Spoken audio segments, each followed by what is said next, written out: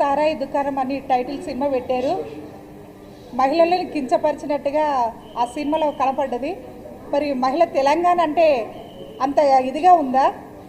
తెలంగాణలో మహిళలు ఇంత నీచంగా మాట్లాడతారా? వాళ్ళు మాట్లాడడం కాక లేడీస్ మహిళలతోటి మాట్లాడిపించారు. ఆ కోస్తా ఏంది లంజలు ఇది బూతు మాటలు. అసలు ఫ్యూచర్ ఎక్కడ పోతుంది? కల్చర్ ఏమవుతుంది? తెలంగాణని ఏం చేయాలనుకుంటున్నారు? ఈ సినిమాలు రిలీజ్ అయితే మట్టుకు మేము ఊరుకోం. ఖబర్దార్. ఆ దర్శకుడు నరసింహ అన్నట్టు ఆయన ఉన్నాడు కదా, అతని గతంలో అతని నేషనల్ అవార్డు వచ్చింది. అతను ఇలాగే చేసేది. మరి అతను చూడట్లేదా? మహిళలంతా అంటే ఇంత హీనంగా ఉన్నారా?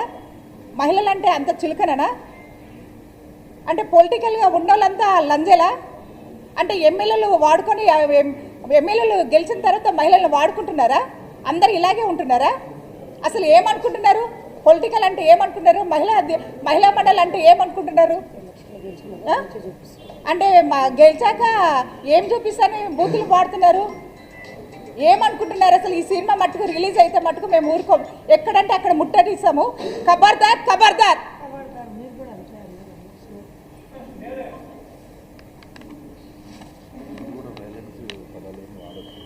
లేదు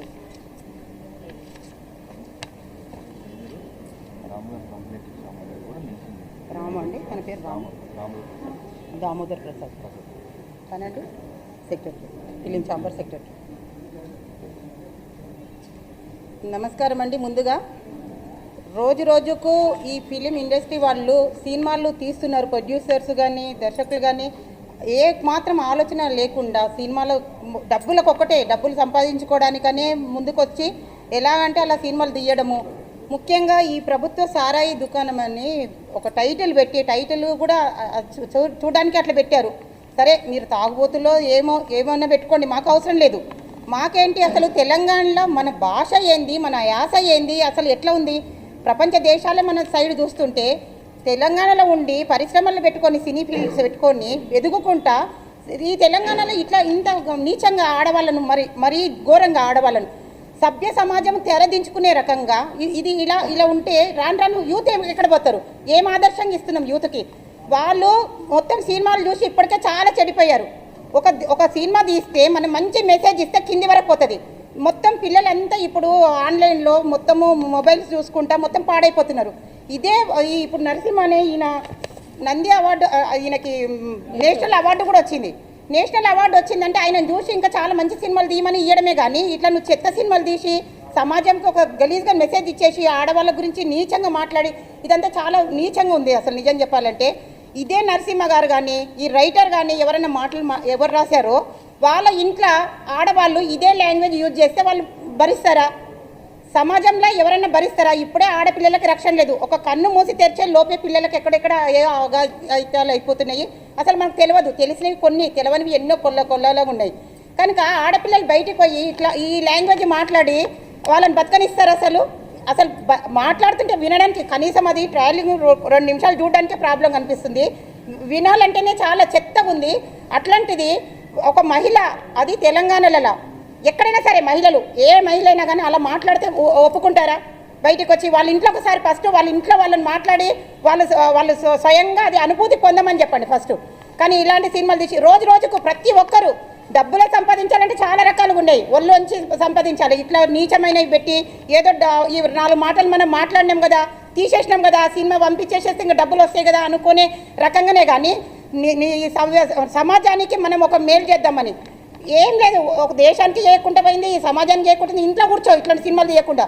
అంతేగాని పిచ్చి సినిమాలు తీసి మహిళలను రెచ్చగొట్టి యూత్ని రెచ్చగొట్టి అంతా రకరకాలుగా అంతా అసలు వల్గర్ అంటే వల్గర్. అసలు లాంగ్వేజ్ తెలుసా? అసలు నీకు తెలంగాణ అంటే ఏందో తెలుసా? అసలు భాష ఎట్లా ఉంటుందో తెలుసా నీకు? తెలంగాణ యాస ఎట్లా ఉంటుందో తెలుసా నీకు? అవన్నీ ఏమో మాట్లాడి ఏదో చేసి ఇక్కడ మా తెలంగాణకు వచ్చి పరిశ్రమలు పెట్టుకొని ఇవన్నీ డబ్బులు సంపాదించుకోవడం కాదు. మేము వాళ్ళ సినిమాకు యూజ్ చేసే పరికరాలన్నీ మేము ధ్వంసం చేస్తాము. ఈ ఛాంబర్ కానీ ఎక్కడైనా వాళ్ళ దర్శకుల ఇంటికి కానీ ఎక్కడికైనా ఇది మాత్రం ఆపలేదనుకోండి, రాను మా సమైక్య ద్వారా మావి చాలా ఉన్నాయి. ఒక సమ్ లెవెల్ ఫెడరేషన్ కాదు, టియర్ లెవెల్ ఫెడరేషన్ కూడా ఉంది. మహిళల గురించి మేము ఉన్నాం కనుక మా మహిళలు చాలామంది అందరం వచ్చేసి ముట్టడి చేస్తాము.